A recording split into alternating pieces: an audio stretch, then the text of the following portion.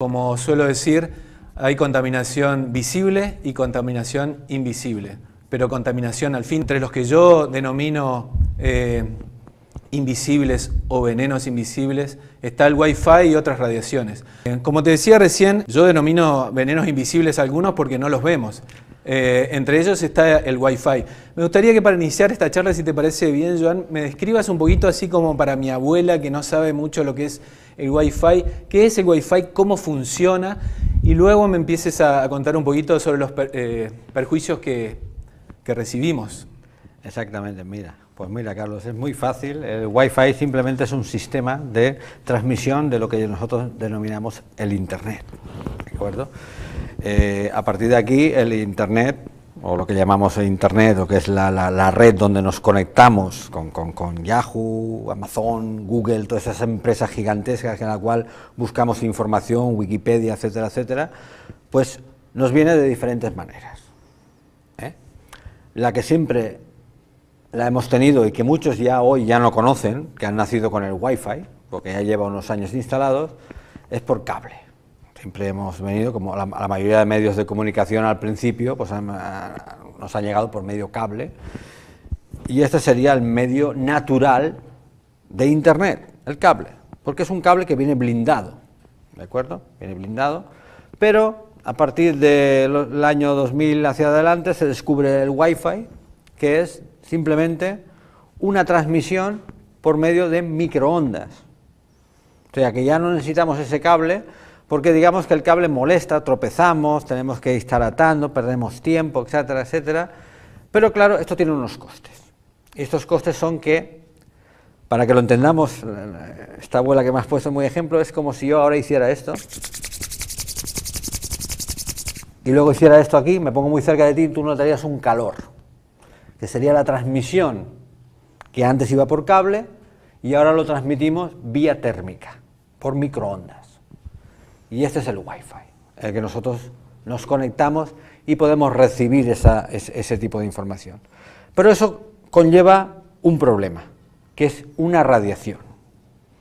Esa radiación se produce por digamos, transporte desde un lado para otro. Y ahora para que la abuela que me has comentado pueda entender esto, una antena de televisión, una antena parabólica, no es un problema de radiación, porque solo recibe esa radiación que emite una antena lejana, que está en las montañas, o un satélite que está arriba en el planeta.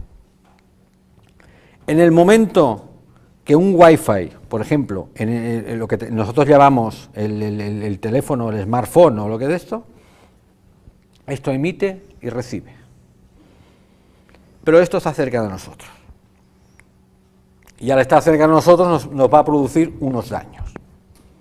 Y esta es la explicación más o menos del Wi-Fi, que funciona, digamos, a la misma frecuencia que el microondas, que sirve para calentar la carne, y el Wi-Fi sirve para calentar la cabeza, para enviar papeles o mensajes, vamos a llamarle. Esto sería, digamos, para que lo entendiéramos, lo que es el Wi-Fi. Ahora, la mayoría de las personas, además de estar muy contentas con esta nueva tecnología, conocen los beneficios del Wi-Fi. A mí me gustaría que me describas los daños que produce en el ser humano y sobre todo si hay algunas experiencias que conozcan puntualmente o si has realizado experiencias en este tipo para saber qué daños nos produce. Sí, es una de las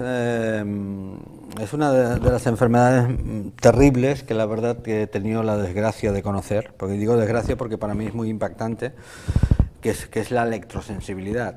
Hay personas electrosensibles, personas en la cual, por ejemplo, un Wi-Fi le está quemando por dentro, o sea, no puede soportar eso y se pone enferma.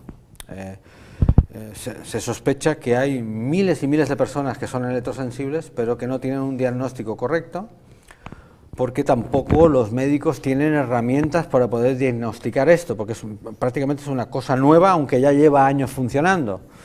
Y hablemos de esos síntomas: dolor de cabeza, migrañas, cansamiento crónico, agotamiento, agresividad, picores en la piel, o sea, estamos trabajando en empresas, aumenta muchísimo las bajas laborales, O sea, cuando sí que sabemos que cuando vamos a trabajar, pues no digamos que nos guste a todos trabajar, pero hay gente que dice, no, yo en mi trabajo estoy bien, estoy a gusto, tengo un trabajo bueno, pero estamos viendo por encuestas, porque preguntamos, a mí me viene mucha gente que me comenta, yo estaba muy bien hace unos años y desde que yo sin conocerlo, pues nos ha metido una serie de sistemas que luego con el tiempo, sin ellos saberlo, los síntomas han sido que han tenido un agotamiento, han tenido que están deseando que pase la hora de poder terminar el trabajo porque se están sintiendo muy mal. A partir de allí, esto son avisos que nos da el cuerpo de conforme que hay algo que no va bien. Como no le hacemos caso sobre estos avisos, cada vez son más grandes.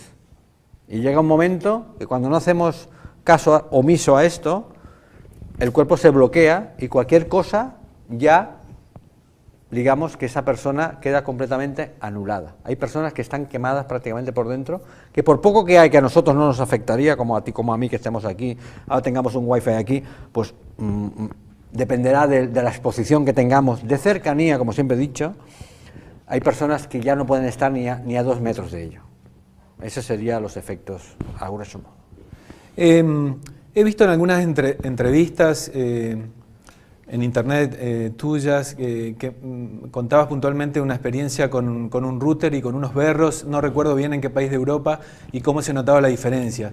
Realmente uno ve esa imagen y es impactante, porque ese es, como bien decís en esa entrevista, es un ser vivo, al igual que todos nosotros, y se nota ese cambio radical en esos berros que se veían ahí. No sé si te gustaría contarme esa experiencia, como para que la gente pueda tener un parámetro del daño que produce. Sí, lo que estamos sabiendo es que los germinados, vamos a llamarle que un berro son germinados, los ponemos a crecer y ponemos al lado de este router, o vamos a ponerlo al lado entre el router y el otro equipo que que recibe o emite esa radiación, pues resulta que ponemos esta bandejita con estos berros tiernos. Estamos hablando de cosa tierna.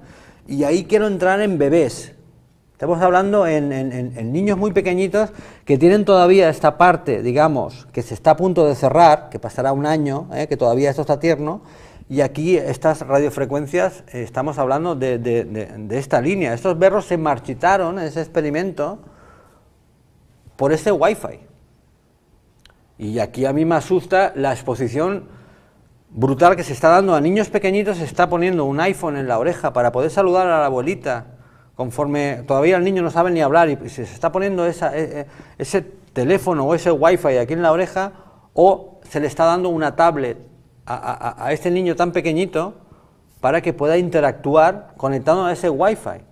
Y tengo que dar un dato muy importante sobre este tema, de que compañías de telefonía me están confirmando de que el Wi-Fi está dando más radiación que algunas antenas de telefonía. Y esto, para mí, hoy en día puedo asegurar que hay más radiación dentro de las viviendas y oficinas que fuera en la calle. Esa era una de las preguntas que quería hacerte, porque uno normalmente llega a su casa y hogar, dulce hogar. Sin embargo, dentro del hogar me encuentro que tengo desde la radiación de la antena de FM que tiene la radio de al lado, que hace unos años también se criticaba esa radiación como posible cancerígena, hasta la telefonía celular de mi compañía de teléfonos, la compañía del departamento de al lado, el router mío y la señal de Wi-Fi. ¿Todo eso es una sumatoria de radiaciones, Joan, o cómo funciona eso? Esto es acumulativo.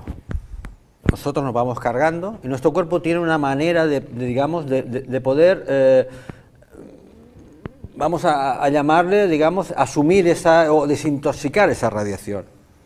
Nuestro cuerpo tiene, es una máquina perfecta y tiene la habilidad. Lo que pasa es que cuando tenemos demasiada introducción de tóxicos, no damos tiempo al cuerpo a que pueda asumir esa desintoxicación y tenemos, digamos, un shock, y ahí nos baja el sistema inmunológico y por ahí nos puede entrar cualquier tema, y esto es un problema que se está dando ahora mismo.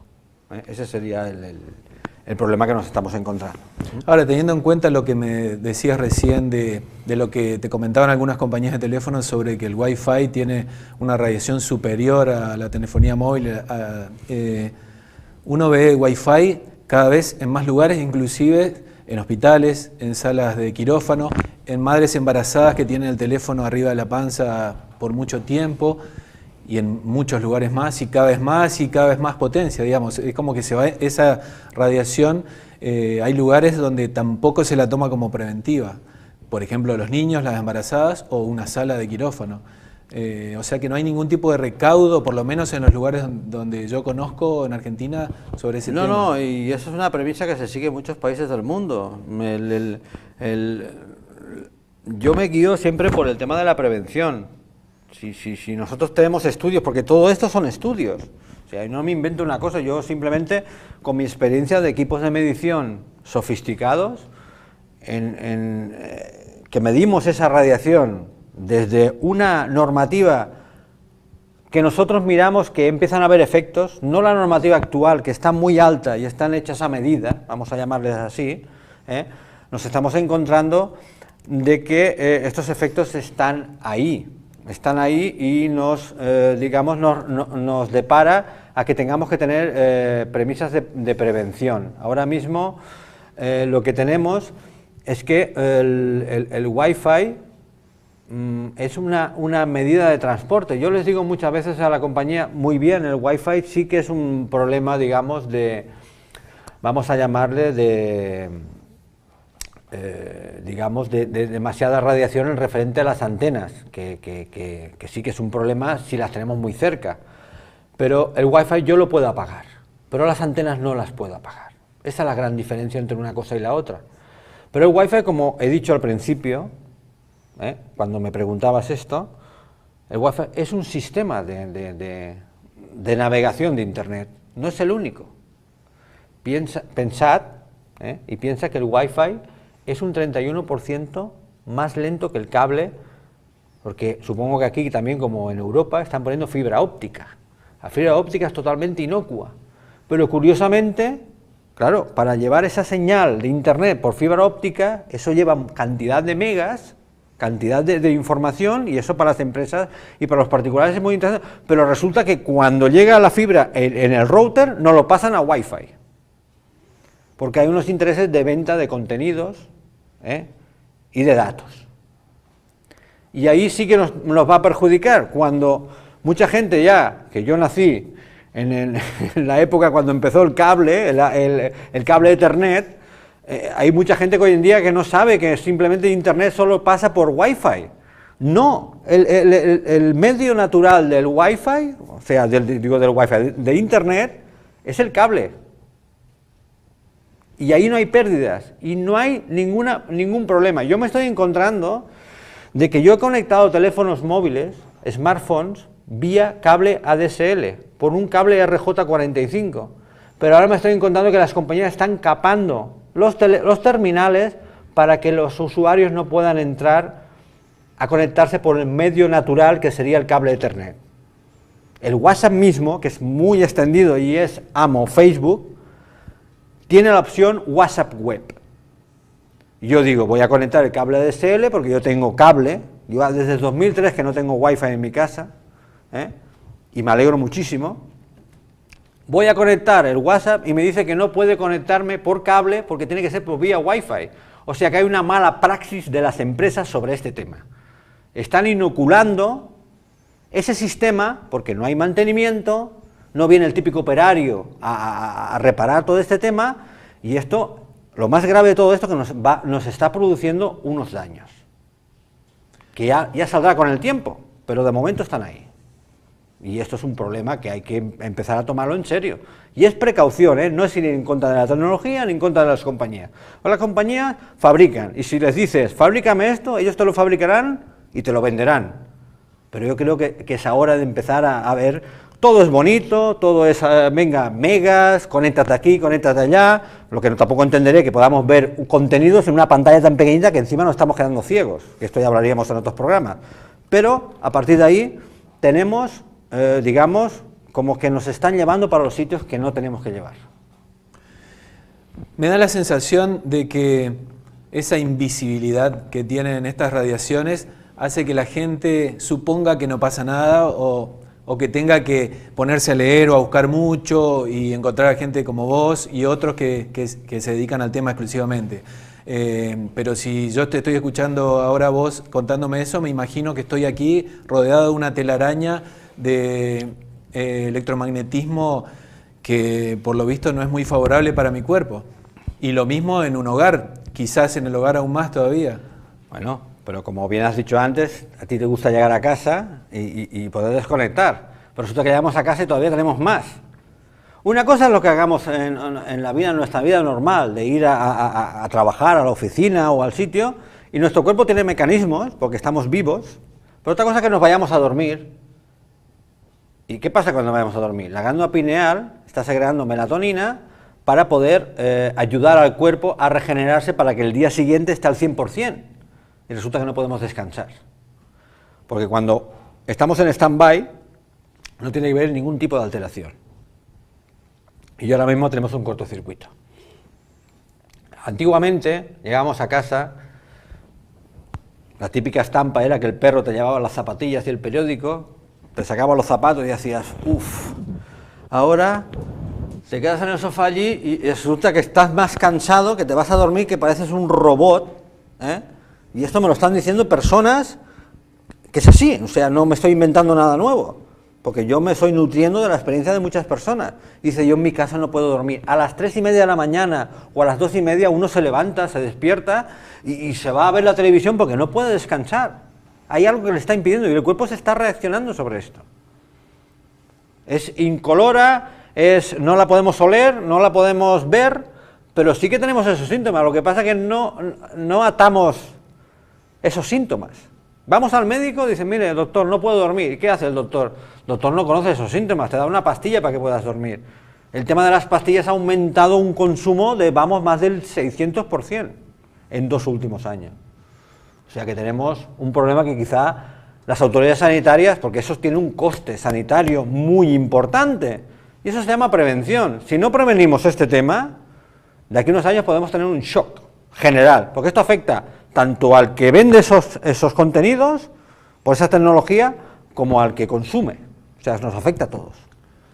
Desde ya, Joan. Ahora, si es verdad esta declaración de la OMS, la Organización Mundial de la Salud, que le da cierto rango de posibilidad cancerígena tanto a los móviles como a la telefonía móvil como al Wi-Fi, sin embargo eso no se correlaciona con lo que hablábamos recién de quirófanos, de hospitales, que no, aparentemente hasta ahora en la mayoría de los lugares y seguramente en todo el mundo no le dan la importancia preventiva o por lo menos una investigación seria por parte de ellos, ¿verdad?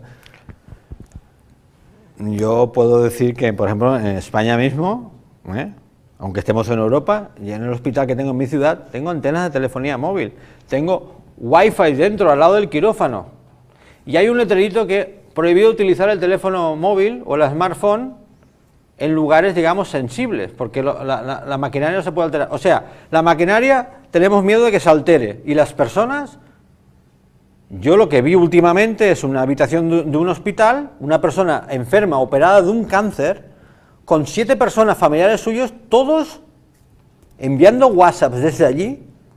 Saqué el medidor y el medidor me ponía máximo, porque todos estaban enviando a la vez. ¿Esa persona se va a poner bien allí en ese hospital? Con esa persona, con esas... Pero es que eso es una cosa nueva y que la gente lo desconoce. Yo lo comprendo que no hay información, pero yo creo que este programa, y ahora que estoy yo aquí explicando esto, yo creo que podemos atar cabos y cabezas para poder evitar todo esto. Siempre hay un momento para cada cosa. Y si nosotros tenemos un catálogo de conceptos para poder elegir, yo creo que somos bastante conscientes y bastante inteligentes, primero como proteger a la familia y sobre todo a los más pequeños. Pero es que también me encuentro con padres entre una edad entre 40 y 50 años, que bueno, son súper tecnológicos y que esto no lo entienden. Y claro, los niños, ¿qué hacen? Tienen el ejemplo el padre, y el padre, claro, si el padre va con esa premisa de estar súper conectado, pues a veces no de esto. Yo creo que con el tiempo iremos cambiando y ya hay... lo que me he encontrado en Argentina, te puedo decir una cosa, que me alegra muchísimo, que cada vez está hablando más gente con el manos libre y con los auriculares. Me he encontrado, incluso en tanto metro cuadrado en la zona, digamos, esta zona de acá, me he encontrado con mucha más gente hablando por este tipo de tecnología, que es obligatorio llevar los auriculares dentro de la caja cuando tú lo compras, y muchas veces caben en el cajón del comedor, y lo están utilizando. Y otro consejo que puedo dar, cuando nos conectamos al Wi-Fi en cualquier oficina, en cualquier lugar, nunca hablemos por el Wi-Fi aquí, es como si nos metiéramos al router aquí pegado. Desconectemos los datos, que para llamar por teléfono no hace falta tener los datos conectados, y menos el Wi-Fi. Eso es un consejo que os doy gratuitamente desde aquí, efectivamente.